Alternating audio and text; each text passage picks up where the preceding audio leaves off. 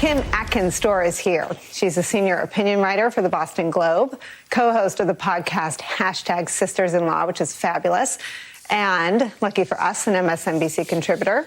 Also joining us, her friend, former RNC spokesman Tim Miller. Tim, now a writer at large for The Bulwark, and lucky for us, an MSNBC contributor. And Cecile Richards is here, former president of Planned Parenthood, now the co-chair of American Bridge. Cecile, I wanted to talk to you since this news broke, since it came across our desk. And I wonder, can we start talking about a woman in Texas, maybe spent 2 years at community college, is making her way to UT, found out she's pregnant. She's 8-9 weeks pregnant. What does she do? Right. I mean, that's exactly the point, Nichole, is this law, basically a week ago, a right that women had had for nearly 50 years just evaporated overnight. And so right now her options are really few. They are to probably go out of state, try to put together the money, the transportation. Now most women in Texas live about 250 miles away from the closest abortion provider. But again, I think that's going to change because more and more are closing down. And that's the part of the story that I feel like hasn't been told yet. And that obviously Governor Abbott doesn't want to tell, which is the real impact on millions of people in the state of Texas. 7 million women of childbearing age just lost a right that they had just a week ago. And I think a lot of women are waking up and realizing if this can happen in Texas, the second largest state in the country, it could probably happen anywhere. And of course, many states are already beginning to act and to try to take action, assuming that this Supreme Court is not going to intervene. Is that where we're heading, that this will happen anywhere and everywhere? I mean, I think it will. We have many. This is a Supreme Court, as we know, that, by 5-4 note, basically refused to take action on a law that is so clearly unconstitutional, and that even Judge Roberts said a law that was crafted to insulate the state from responsibility for enforcement, and yet they took no action. There's, of course, another case coming before the Supreme Court from Mississippi in just a couple of months. And there are many laws on the books that if this Supreme Court, in fact, refuses to recognize the precedent of the right to safe and legal abortion in this country, we're going to have many states in the country where abortion is no longer available. One thing, though, Nichole, I think is really important to remember is it's not that abortion is not going to exist in Texas. It's just not going to be legal and it's not going to be safe. And of course, when Roe was decided almost 50 years ago, young, healthy women were routinely dying in emergency rooms across this country, and we cannot go back to those days. Let's talk about two things that I don't think have really forcefully been put into the public conversation. Obviously, forcing a victim of rape and incest to carry pregnancy to term, particularly a child, risks their life, endangers their life. That's an extreme anti-choice position. But where the anti-choice movement has been successful has been in painting the choice movement as extreme. What is the opportunity to turn the tables nationally and make clear just how, the pro-life anti-choice movement is so extreme. They lost George W. Bush's pick for the Supreme Court, Chief Justice of the Supreme Court in this decision. It's so out of the mainstream of Republican policy ideas. How do you have that conversation and make that point from coast to coast? Look, I think it's critical that we tell the real lived experiences of people and the results of these actions, because it's not like this just came out of nowhere, Nichole. This has been the Republican Party agenda for a long time. It's just they finally have been successful. And again, this is something that anyone can relate to. And I think that the clips you just showed of Governor Abbott demonstrate the danger of having people who know nothing about women's health, about anything about pregnancy, making these decisions and making them for political reasons not because of where their state is, even where their constituents are. I mean, these laws were not passed because the state of Texas rose up and wanted abortion to become illegal. It happened because of a Republican legislature and a Republican governor who wanted to impose their own politics on the women and the families of Texas. That is where I think I believe they have gone so far that, and we're already seeing, I think, a political upheaval across the country. I think this is going to begin to determine and enrage women who were already pretty politically active in this last election. I think the fact that now it's not a question of whether Roe will be overturned. Roe was just overturned in the state of Texas. And the only way to change that is to get people to vote. Roe was just overturned. I mean, it gives me chills. And I think we leave men out of the conversation, Cecile, at our own peril. And I want to ask you about the vigilante aspect of the law. Is there anything you can think of where, there is no parallel because only women's bodies carry a pregnancy, even though women can't get pregnant on their own. But I don't know, say Viagra were outlawed and anyone who aided and abetted the pursuit and the ingestion of Viagra, the person that sold the Coke with which it was swallowed, or the pharmacist that filled the prescription. I mean, could you imagine vigilante justice around any other human behavior? No. And look, I think it's important what you say, Nichole, because the importance of people being able to make decisions about their own body, about their pregnancies, these are issues that don't only affect women. And this is a country where, again, people support the ability that for people to make their decisions about pregnancy, not politicians. And I have seen outrage expressed by men as well across the country about this because it affects their families. It may affect their daughters, their wives, women that they know. So this is actually something I believe we're never going to win this if it is only a women's issue. And I don't believe that it is. And I'm encouraged to see that men are actually speaking up and speaking out because we're going to need them as well to turn this around. Kim, I know you've been really scrutinizing and studying and covering and writing about the legal side of this. Can you play forward what Cecile's articulating? Roe was just overturned in the state of Texas. It effectively was by the Supreme Court's decision not to step in. And I also want to make it real clear is that although, yes, John Roberts, the Chief Justice, was on the side with those saying that he wouldn't have let it move forward, that was just based on the procedural posture. He didn't want to do that in the shadow docket without full briefing. I fully believe that ultimately the decision will be 6-3 based on what the conservative justices had said in the past, that this is perilous. Really only Congress, by passing a federal law that guarantees access to reproductive health care, can the legal landscape change. It's a very huge jump from when I was in law school, and Roe was a fundamental legal principle that has existed for my entire lifetime. And I think it's also really important to note that the cynicism of what's happening here, if the real goal was to eliminate abortions, then Republicans wouldn't be doing this. I think this is like the big lie of election fraud. Republicans use the lie of election fraud in order to pass restrictive voting laws. The lie is that the way to make abortions disappear is to restrict access to it, just as Cecile just laid out.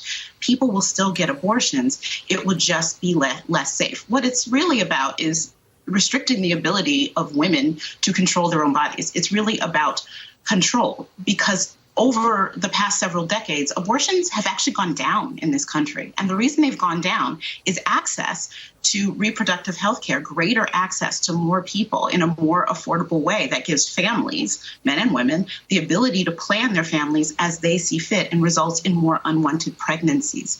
So expanding access to health care is the way to rid abortions by every measurable data that we have. This is about a political move to restrict the choice that women have. That's all that it is about. And it is important to remember when we have this discussion.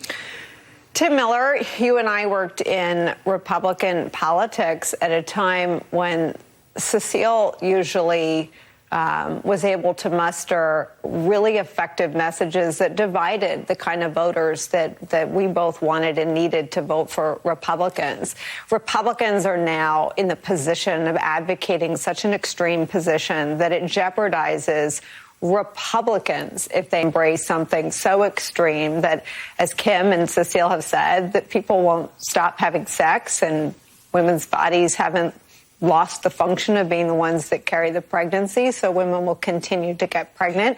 Almost no one knows they're pregnant when they're 4 weeks pregnant. It really isn't 6 weeks, it's 4 weeks of pregnancy.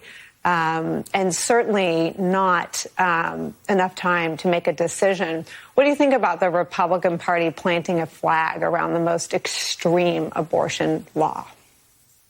Yeah, look, Nichole, I think it's a political mistake. And I honestly, even deeper than that, I think it is a policy mistake for those who are within the Republican Party, which I don't think is everyone, by the way, but for the some who are within the Republican Party who have a good faith, genuine belief in wanting to expand the pro-life movement and wanting to minimize abortion as much as possible. This is a bad law for, if that is your goal, this is a bad law for them. And I think it's important for people to hear about this from my perspective so folks can understand the context. I consider myself pro-life. I consider myself somebody who believes in the human dignity and meaning of every soul. And for me, that also means the mothers, right? That has to include the mothers who have dignity and meaning and purpose in their life. And a bill like Texas that allows bounties, vigilante justice, citizens' arrests targeting women and people that are being supportive of women without any support structure for them. That is not a pro-life position. That doesn't represent fostering a culture of respect for human life in this country. That is targeting women directly, and it is going to turn people off. It is not a political winner, and I think that if you can find an issue where you can get everybody on this position who goes as far as Cecile's point of view, or maybe even to the left of her, I don't know her exact views, all the way over to someone like me who considers himself pro-life, and we can all look at this bill and say this is unconscionable. That puts them in a very small corner politically. And I think that this is going to be a big challenge for other Republican politicians. Not that that's a silver lining, because I do think this will expand to other states. But I think that anyone who has future ambitions, whether it's Ron DeSantis, et cetera, is going to be asked and is going to feel political pressure within this tiny base to go along with something that is unpopular and unconscionable, and it is going to actually hurt the objectives that they claim that they want to put forward. Tim, I just have to say, I really appreciate your views, and I hope you feel like you have space to share them. I'm grateful for them. Cecile, I want to come back to you on the politics. I mean, after the sort of trauma that I imagine today women and some couples even are experiencing. And I think it's worth pointing out how vast Texas is. Hopping across state lines, it's not like living in the tri-state area where you can get in your car and be in Texas, New Jersey, and New York in one day. That is not life in Texas, not life in many places of Texas. It's also not bordered by a lot of places where it's that much easier to get an abortion. What do like-minded people who feel this trauma or want to support women or couples experience this trauma, what can they do? Well, I wish there was a simple answer to that, Nichole, that somehow we could just wave a wand. But, I think this is going to be a long haul to turn things around in Texas. So obviously there are political things that people can do. They can vote. They can call their legislator. They can call Greg Abbott and tell them that they disagree with this, because I think that's incredibly important. Right now, of course, people are supporting funds that are helping women and pregnant people leave the state, get to other places. But I think has been, made abundantly clear that's just not possible for everyone. And of course, we're seeing already in the state of New Mexico, they're booked for weeks now for women that are coming from Texas trying to get there. But of course, the cruelty of this, and that's what I really think we have to come back to, is this is going to impact and already is impacting people with the least access to health care already. Young people, as you mentioned earlier in your example, women that live in rural Texas, where already they were in pretty much a desert, a healthcare desert. Women of color who have had disproportionately less access. Again, it's a state where the governors refuse to expand Medicaid access, so even basic health care is hard to come by for many people in Texas. The most important thing I think we can do, Nichole, is to educate people and show them what the impact, the cruelty that I think has been mentioned so many times on this show, the cruelty of what's actually happening in real people's lives, because the impact is immediate. And there isn't a magic solution to this. To me, it's going to make sure that people who take these extreme positions, that vote against the interests of the people of Texas, that they lose their jobs. And until that happens, I don't know that the Republican Party is going to take a different position. And as you've said in this show, it's very dangerous because this could easily spread to Florida, Ohio, South Dakota, and the list goes on and on. Kim, I just want to ask you if you see, I mean, you and I have both covered the reaction to Trump's win. And I talked about this last week, that you saw women organizing among themselves after his victory and certainly after his inauguration. Do you see this being that kind of galvanizing moment again? I think we'll have to see. I mean, especially at a time when voting, yes, that is a solution, but it's being made more difficult at a time that we have more divisive politics where, you know, there are also women who vote for a lot of the politicians that we see passing these very bills. So I don't think it's a cut and dried, just men against women or women all rising up in perfect harmony on this either. It's a very complicated state. I think what people need to realize is listening to people like Cecile talk about the real impact that this is having on real Americans, how it is very immediate, and how now it is up to lawmakers, both in Congress and also in state legislatures, to protect access to all aspects of reproductive health. Keep in mind that terminating a pregnancy isn't used as a form of birth control by everyone. There are real medical, excruciating, gut-wrenching times that is one of among a number of difficult and scary choices that a family has to make. And taking that away just is inexcusable. And make no mistake, too, that this is something that is being done that does affect the less fortunate, more disproportionately impacted communities. People with wealth and with privilege will still have access to abortions, even in Texas, certainly in other parts of the country. This is stopping certain women, certain people from accessing health care, controlling certain Americans' bodies. When we put it in that sense, that should be really unacceptable to everyone. And that's the way I would like to see people talk about this and describe this. It is not the easiest thing to talk about. I'm grateful to all three of you for your candor and your frankness and for spending so much time with us. Kimberly Atkins Storr, Cecile Richards, thank you so much for